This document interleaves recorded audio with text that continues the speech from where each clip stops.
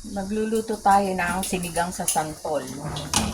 Ito na yung santol, pinakuluan ko na sa tubig. Lagyan natin ng sibuyas.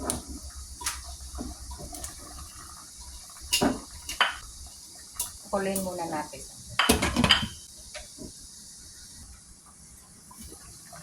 Lagyan na natin yung isda. At mga gulay, okra, tsaka talong.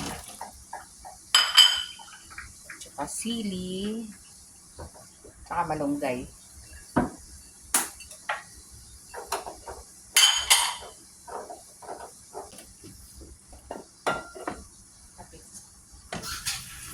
Timplahan natin ng patis.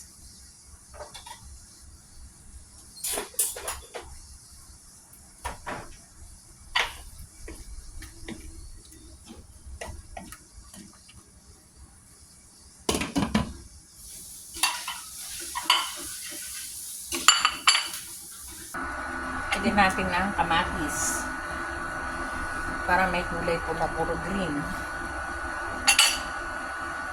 Ayan, luto na yung sinigang sa santol.